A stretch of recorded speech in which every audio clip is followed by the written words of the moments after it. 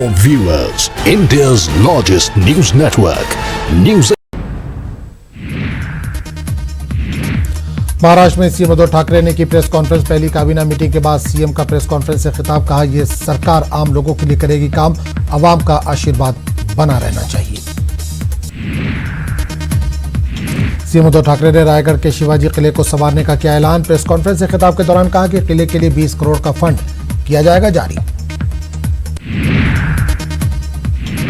उद्धव ठाकरे ने press conference में कहा कि किसानों के मसाइल पर भी मीटिंग में हुई बातचीत। चीफ सेक्रेटरी से किसानों के मसाइल पर मांगी गई है जानकारी। कहा, हमारी सरकार किसानों की खुशहाली के लिए करेगी काम।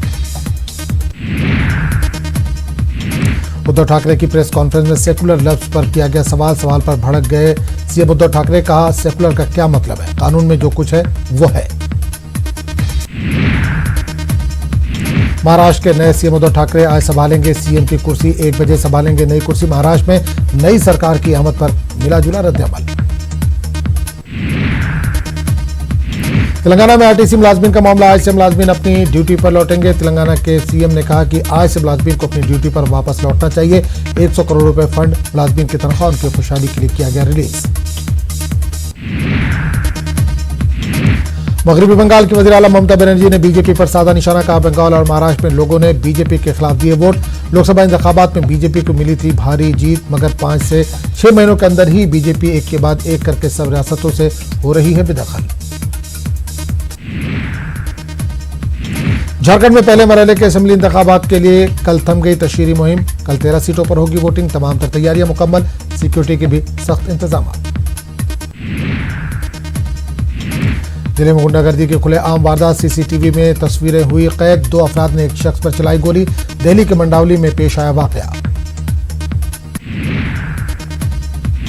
गोवा के पणजी में इंटरनेशनल फिल्म फेस्टिवल हुआ इख्तिताम पजीर। इख्तितामी तकरीब में फिल्मी दुनिया की बड़ी हस्तियों ने की शिरकत। गोवा के गवर्नर सत्यपाल मलिक ने भी की शिरकत।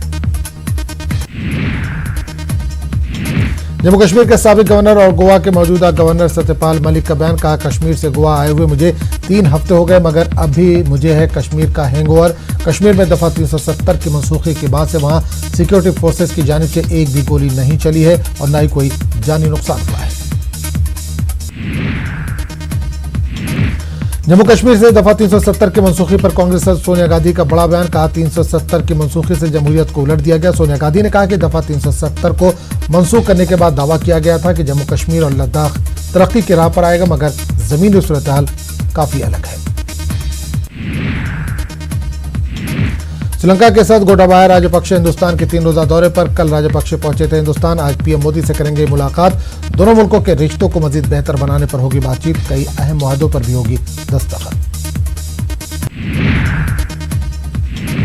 दिल्ली समेत शुमाली हिंदुस्तान के कई इलाकों में फजाई आलूदगी का मामला। सुप्रीम कोर्ट ने आज दिल्ली, हरियाणा, पंजाब और यूपी के चीफ सेक्रेटरीज को बुलाया। फजाई आलूदगी को कम करने में नाकामी के हवाले से कोर्ट में होना होगा पेश। आईएनएक्स मीडिया केस मामला। दिल्ली की अदालत ने पी चिदम्बरम के बेटे कार्ति चिदम्बरम और दीगर 12 मुलजिमीन को आज कोर्ट में पेश होने को कहा है। एयरसेल मैक्सिस मामले में साबिक वज़ीर खजाना पी चिदम्बरम और उनके बेटे कार्ति चिदम्बरम की बढ़ सकती है मुश्किलें। मामले में मिली बेल को ईडी ने किया चैलेंज। दिल्ली हाई कोर्ट ने पी चिदम्बरम और कार्ति चिदम्बरम से मांगा है जवाब। मामले की आज होगी समाप्त। पोखरण में आज हिंदुस्तानी फौज करेगी जंगी मश्क। सिंधु सुदर्शन मश्क का नाम। 4 दिसंबर तक जारी रहेगी मश्क। 40,000 से ज्यादा फौजी कर रहे हैं शिरकत। अयोध्या मामले पर बयानबाजियों को लेकर हिंदुस्तान ने पाकिस्तान की सख्त तनकीद की। United nation human rights council में हिंदुस्तान ने पाकिस्तान को दिया मशवरा। कहा, अयोध्या मामले पर बयानबाजियों के बदले अपने मुल्क में पढ़ाई और अक़लियतों की तरक्की पर ध्यान दें।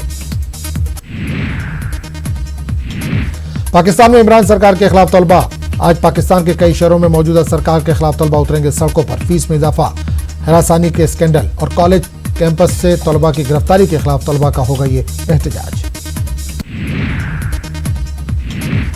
लेबनान में हुकूमत मुखालिफ मुजाहरे जारी है। बैरूत में लेबनान सेंट्रल बैंक के सामने ताज़ा मुजाहरा। नाराज एहतजाजियों ने बैंक की दीवार को किया नजर आतिश।